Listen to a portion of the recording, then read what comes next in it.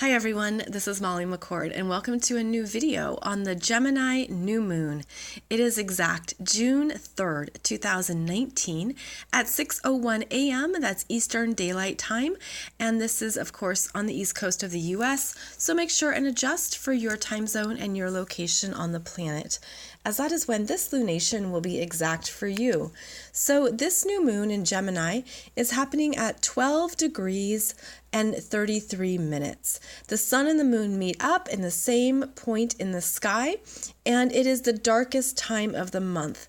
It is when there is a silence and a renewal. It is a beginning point, as every new moon is. And in your chart, you want to find where 12 degrees of Gemini is, as this is when the energy is coming through as an infusion of Gemini qualities. Now, Gemini is a very busy energy. It's mentally busy, which can also make our lives busier. More to do, more to say, more to text, more to ask, more to learn. It is a very stimulating energy, and we have a strong Gemini presence here in this chart, as not only are the sun and the moon conjunct in Gemini, but the ruler of Gemini, Mercury, is at 27 degrees of Gemini, about to finish up his 2 weeks in Gemini. So the ruler of this new moon is also in Gemini, adding even more busyness to this time, to this June 3rd date, where there could be a lot going on, where you're making plans, life seems busier, there's more tasks, more things to get done, but also just more in your mind, more happening for you in your head, whether that's things that you're researching, learning, understanding, thinking, talking to yourself. It's a very active energy here. That active energy gets us traveling, gets us out into our neighborhoods and our communities, talking, chatting, texting, and it can feel like there's a lot to get done, or that you don't want to lose track of what's going on, whether you're making plans for the summer, kids are getting out of school, you're planning camps, you're going to look at vacations, you have things that you're trying to get moving, get going. This Gemini energy helps you with the planning. It helps you to make the plans, connect the dots, and figure out the details of what needs to happen. It can be increased socializing. It can be a sense of, I'm really ready to do something different in my life or to change up a routine. Now, Gemini is about change. It's about doing something in a new way, possibilities, restlessness, what can be looked at in a new way. What did I not see before? Gemini is a sign of duality, where you may have to do things twice. And with all this Gemini, it could be that you do something once and the second time it happens, it comes through. But I feel like this could be where you do something 4 times and it finally gets you to where you want to go. I mean, there's so much change here that it can be hard to know what to count on, what is certain. So it's a rolling with things. Just go with the flow, see what transpires, take it step by step, and that's how the Gemini energy works. It works in short distances. It works at taking one thing at a time, 1 hour at a time, and seeing what transpires as you go. Now, this chart is pretty interesting because of how the personal planets are in a different sign. We have Venus at 23 degrees of Taurus. We have Mercury at 27 Gemini, and then Mars at 11 Cancer. So they're each doing their own thing in their own energy, their own sign. They're not really connected right now. And it's as if there are different parts of us that have different priorities and different focuses at this time. And you could feel scattered. You could feel like you're spread too thin. There's a sense of, I don't know what to focus on, or there's too much going on. And so there is a busyness here, a restlessness, and that's just a part of this time period in June. Because of all the motion going on, it could be hard to know what exactly is for certain for the long term. So the energy says, don't focus on the long term, Focus on the here and now. Just focus on today. Do what you need to do to get the job done, to take care of today's priorities, and that's it. A strong Gemini means remember to breathe. Breathe through it. The strong Gemini can also be indecision, not knowing what to choose, not knowing what to do. There's too much going on. Tune into your breath for clarity and understanding. Calm the mind. Allow yourself to talk it out, write it out, get it out of your head for greater clarity. This strong Gemini can also affect the nervous system, as the energy just vibrates through you when it's in your mind for too long. You overthink, you can't sleep, there's too much going on in your head. Again, get it out, write it out, talk it out, move the energy out of your mind so that it doesn't affect you negatively, whether that's through indecision or through your nervous system. There's a pulsing energy here that needs an outlet. Look for how to take care of yourself in a healthy way. And watch if you're overthinking. Watch what you're thinking about. The higher consciousness of Gemini can turn into mindfulness, where you become the observer of yourself. Again, going into that duality where you observe yourself and you see what you're thinking about. You see where your mental energy is going. And instead of letting it flutter about or be wasteful energy, you can say, I don't want to keep thinking about that anymore. Or I'm going to be much more intentional with what I do engage in and what I allow to spend time on. Because this energy, it moves about so quickly that you can lose track of time. You can lose track of what's important. So the other side of this is the slowdown, and to try and look at the big picture, which is what Jupiter in Sag is reminding us, especially retrograde. So Jupiter in Sagittarius is the other side of this coin, which is the bigger picture, what you're doing for the long term, the dream that you're connected to, the vision, the path ahead. So if you can get out of your mind and think about the big picture of what inspires you, of where you're going, what you're headed towards, this will help balance out a lot of this overactive mental energy.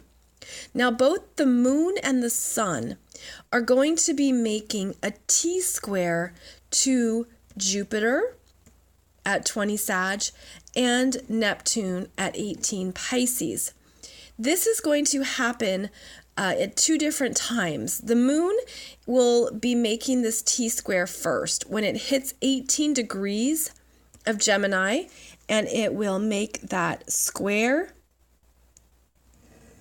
to Neptune and then an opposition to Jupiter. It's called a T-square. I have another video on my YouTube playlists about T-squares and the energy of T-squares. And you can see that it's tension because it's an opposition and then two squares. And so the moon will get to 18 degrees and then 20 degrees of Gemini, activating this T-square, which is basically a sense of emotional overwhelm or a sense of, I don't know what to choose. I don't know what to do. I'm not sure. And it's not grounded because there's no earth sign in this T-square. That earth sign would be in Virgo. And so what we're asked to do is when this T-square is activated, breathe through it and give yourself time, if possible, to tune in to your deeper intuition, your sense of what feels right. And the reason why you want to do that is because the mind doesn't always have our answers. We think it does. And of course, we have brains and we have things happening in our brains. But this T-square is with Pisces and Sagittarius, which are bigger picture feelings. They are intuitive. They go by their gut. They tune in to what feels right. So your mind is going to be playing around with some details and some ideas. But get out of your mind. Go to the bigger picture and go to your intuition for what will serve you for the long term and what feels right, which can help open you up and get you out of any restrictions of the mind. Now, the sun is going to make this same T-square about 6 days after this new moon. And we know that because the sun moves 1 degree a day. So the sun will get to 18 degrees 6 days later, right? So around June 9th and 10th, the T-square will be active with the sun. And that can also be a time of, I don't know what to choose. And I don't know what direction to go.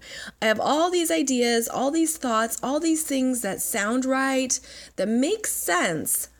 But you're receiving a challenge, if you will, from this Neptune and an opposition from this Jupiter that says, think bigger and go with the feeling of what it is, which could very much challenge what's in your head. And in this dynamic, Neptune is the most powerful because it's the slowest moving energy. And whenever Neptune squares the sun, especially the sun in Gemini, it removes. The Neptune squaring a planet removes what has been excessive, what needs to dissolve, what needs to be transcended. So you're rising above the limitations of the mind about 6 to 7 days after this new moon, which means that at this new moon, you're going to get something that you are meant to receive, and then it's going to change as both the sun and the moon interact with this T-square of the other mutable planets. Because they're mutable planets, they like freedom. They like independence. They don't want to be held in or trapped or restricted. They are non-committal. This is a non-committal energy signature here in this new moon. So keep that in mind, that things are going to change over the next 2 weeks, and in fact throughout the month, because the Sagittarius full moon, which is coming up after this lunation on June 17th, very much is about the wanderer and the seeker. So the month of June has a sense of openness and possibilities and enjoying the day, enjoy what each day brings you, enjoy what unfolds, make the most of the present moment. That's another way to practice mindfulness and to be in the here and now, is to enjoy what is around you, what is going on, to not get too far out of your body or too far out of your excessive thinking, but to just stay in what is unfolding right now. Because June is very much about openings and energy changes. Now, the other thing to note is that I have a separate video for you about this Mars in Cancer as it moves through the second decan of Cancer and makes a conjunction here to the North Node, and then it's going to oppose Saturn and Pluto in the middle of June. I have a separate video for you talking about that. And then also note that this is the last new moon before eclipses in July. July 2nd is the first eclipse of the summer or winter if you're in the southern hemisphere. So there's new ideas that we're meant to understand, a new area that you're capturing in your energy field, and its possibilities, openings, new thoughts, new perceptions, something you didn't see in a certain way before. And then there's a lot of change throughout June, a lot of dynamic change. So stay open. Look for the bigger picture. Trust that I'm getting the image of our minds being carved away. That there's things in our minds that no longer serve us, and we're meant to let those go, because what we're moving into here are some new openings that we need to be able to conceptualize and perceive at higher levels of consciousness. So there's a lot of energy here around the mind being unlocked, the mind opening, the mind being aware of new realities, new perceptions, new ways of seeing itself, and to question what you've been taught, question what you've assumed, question opinions, question what you think might be right. There's a dialogue here. There's a bigger dialogue unfolding. There's a bigger dialogue unfolding that our human minds are somehow being brought into a different conversation. And I'm feeling this as